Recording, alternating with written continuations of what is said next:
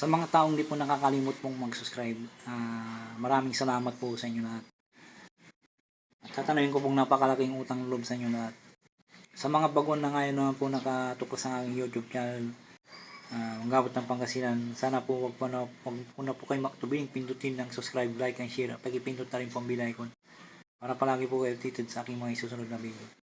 Pagkakalob ko po sa inyo lahat ang aking mga nalalaman na panggamot sa spiritual at physical na karamdaman at ng mga panggamot ng mga orasyon dito po lamang sa Manggabot ng Pangasinan matutuklasan. At wag po nyo pong ipangyabang, palagi po nyo isa puso't isipan at panatiling magpakumbaba sa isa't isa, tulungan, magbigayan at iisal at magmahalan. At wag pong makalimot pong tumulong sa mga taong hiniga po sa hirap ng buhay, at ito'y napakalaking kayamanan sa langit sa pagtulong sa kapwa at hindi matutumbasan sino man. Kaya ang Diyos na po ang bahalang magagabay po sa inyo lahat, sa inyong mga lahat pong mga ginagawang mga kabutihan. At ipagkakalob sa inyong siksik, dikdik at umapaw ng pagmamahal ng ating Diyos ang makapangyarihan sa lahat. Ang isisip ko po sa inyo, kung halimbawa napilay po kayo, wala po kayong kwan po, dito po wala pong posible sa Diyos ang makapangyarihan sa lahat. Kung talagang nagtitiwala po ka sa Kanya, dapat po kung magdadasal po ka sa Kanya, itaimtim po mula sa puso nyo po na wag po kayo mag-alinlangan pag harap nyo po ang Diyos, at gagabayan kayo ng Diyos ang makapangyarihan sa lahat. At kung halimbawa po nagdarasal po kayo sa Kanya, huwag po kayo makalimot pong humiling sa Kanya at magpasalamat kung natapos na po kayo magdasal. Ang isi-share ko po sa inyo ay orasyon sa pilay. Ito po,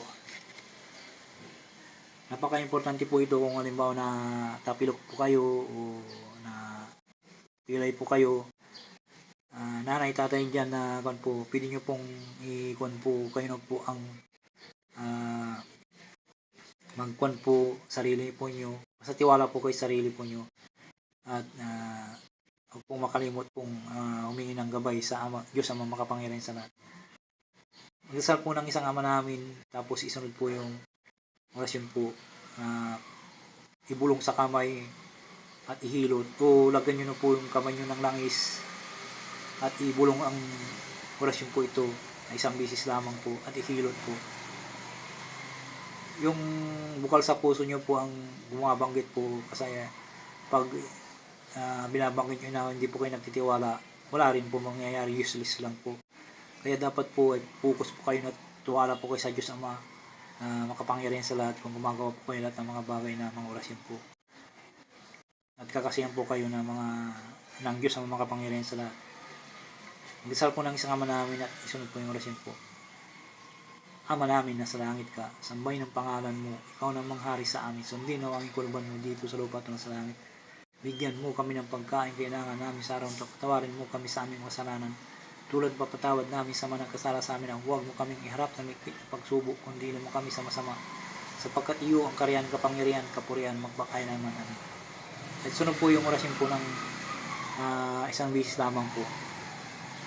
At ibulong sa kamay at ihilot, o lagyan ng kamay ng langis ng nyog at ihilot po. Kahit kawang inihilot nyo po yung kamay nyo po, ay usalin nyo po pwede pong usalin po ng paulit-ulit po ito. At habang inihilot po nyo ay tiyak na gagaling po ang pilay po. Narito po ang orasyon po. Aram akdam am adam. Aram akdam am adam. Aram akdam am adam. Ito po isang bisis lamang usalin po, at kung ikakasi po sa inyo ay makakamtan nyo po ang kapangyarihan po ng orasyon na ito, na galing sa Diyos ang makapangyarihan sa lahat, na kanyang ginagamit pag siya ay nanggagamot po.